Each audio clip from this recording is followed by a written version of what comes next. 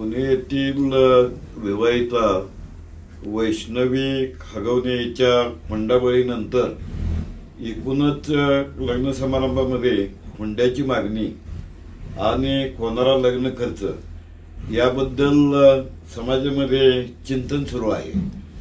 लग्न खर्चानं वधूवरांचे पालक अनेक वेळेला बेजार होताना दिसतात। साधारणपणे 6 महिन्यामध्ये आपल्या देशामध्ये 48 लाख लग्न समारंभ होतात, तर अंदाजे 6 लाख कोटी रुपयांची उलाढाल होते। म्हणजे लग्नाची बाजारपेठ ही आपल्या भारताची एक नवी ओळख होऊ पाहते।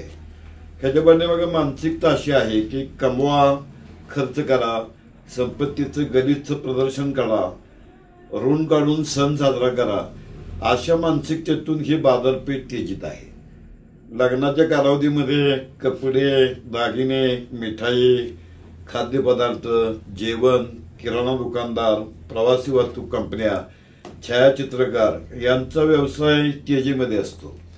काही जण हेलिकॉप्टरमध्ये लग्न करतात, काही जणांची लग्न समुद्राच्या तळाशी झाली, काही लोकांनी विमानात लग्न केली, काही लोकांनी हिमालयातलं शिखर गाठलं। म्हणजे लग्न करण्याच्या हौसेला लोकांच्याकडे मोल नाही। अलीकडेच एक मध्यमवर्गीयांच्यात देखील रुजू लागलेला फंडा म्हणजे प्री वेडिंग शूटिंग। अंबानींच्या घरचं लग्न तर चांगलं 3 महिने देशभरातल्या माध्यमांमध्ये चर्चेमध्ये होतं। तेव्हा लग्न हा एक प्रकारचा व्यक्तिगत आणि सामाजिक समारंभ आहे आणि त्याच्यावरती आपण अनादायी खर्च करतो आणि म्हणून बाजारपेठेच्या मागणी पुरवठा या तत्वाचा अंगीकार करण्याऐवजी संयमित खर्च करण्याचा पर्याय लोकांनी स्वीकारला पाहिजे। आणि हे कोरोना काळामध्ये सिद्ध झालेलं आहे। कोरोना काळामध्ये आपण बघितलं की एखाद्याचा रक्षा विसर्जन न होता, 10वा न होता आणि 13वा न होता अनेकांना स्वर्ग मिळतो। आणि डीजे न वाजवता, बँड न वाजवता आणि ढोलक न वाजवता देखील सून घरी येऊ शकते, कमीत कमी माणसामध्ये लग्न होऊ शकतं, हे आपण कोरोना काळामध्ये बघितलं। मग तोच प्रकार आता आपण का अंमलात आणू नये? बरं, आपल्या समाजसुधारकांची प्रथा आणि परंपरा अशी आहे की लग्न खर्च टाळावा। म्हणजे महात्मा फुलेंनी सत्यशोधक समाजाच्या माध्यमातून सत्यशोधक विवाह हे कमीत कमी खर्चाचे विवाह सुरू केले आणि खास करून वाळवा शिराळा तालुक्यामध्ये तर क्रांतिसिंह नाना पाटील यांनी सत्यशोधक समाजाचे कार्यकर्ते म्हणून अनेक सत्यशोधक विवाहांना प्रोत्साहन दिलं। तसंच कर्मवीर भाऊराव पाटलांनी दिलं, क्रांतीवीर नागनाथ अण्णा नायकवडींनी दिलं। त्यामुळे आपल्या परंपरेमध्ये लग्न खर्च कमी व्हावा हा समाज धोरणांचा मुद्दा आहेच आहे। पण लग्नामध्ये प्रचंड कर्ज काढून लग्न उत्सवात साजरं करणं हा जो प्रकार आहे, या बाबतीमध्ये म्हणजे वाईटातून काही वेळा चांगलं घडतं। तसं वैष्णवीच्या मृत्यूनंतर समाजामध्ये या बाबतीमध्ये चिंतन सुरू झालेलं आहे। म्हणजे नुकतीच सांगलीला मराठा समाजाच्या समन्वय समितीची बैठक झाली आणि या समन्वय समितीच्या बैठकीमध्ये असे निर्णय घेण्यात आले की लोकांनी लग्न साध्या पद्धतीने करावीत।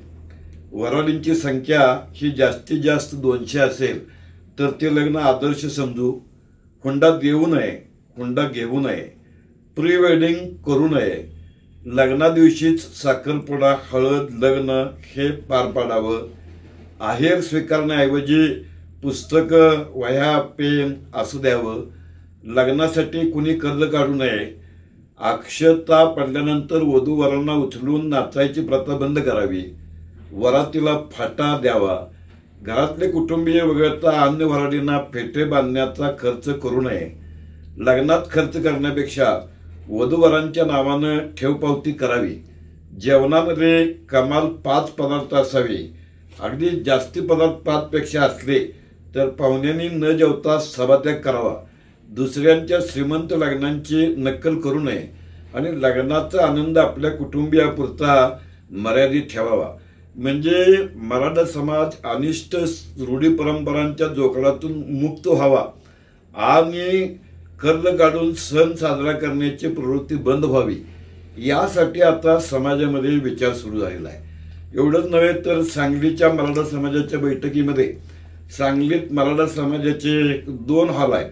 एक म्हणजे डॉक्टर बाबासाहेब आंबेडकर रोडवरचा मराठा समाज संस्थेचं एक कार्यालय आहे आणि सिव्हिल हॉस्पिटलच्या बाजूला मराठा सेवा संघाचं मंगल कार्यालय आहे. या आचारसंहितेप्रमाणे लग्न करणाऱ्या वधूवरांना हे जे दोन्ही हॉल आहेत हे निम्म्या दरामध्ये देण्याचा निर्णय झाला आणि हे जे आचारसंहितेसंदर्भातले निर्णय झाले हे निर्णय लोकांच्यापर्यंत पोहोचवण्यासाठी मराठा समाज व्यापक मोहीम राबवणार आहे. मराठा समाजाचे हे निर्णय बघितले की केवळ मराठा समाजच नव्हे तर सर्वच समाजांनी आपली सत्यशोधकी समाज परंपरा लक्षात घेऊन लग्नामध्ये प्रचंड संपत्तीचं गलिच्छ प्रदर्शन टाळून एकत्र येणाऱ्या दोन जीवांचं आयुष्य सुखकर व्हावं अशासाठीच्या यंत्रणा राबवण्याचा सामूहिक प्रयत्न व्हावा ही अपेक्षा.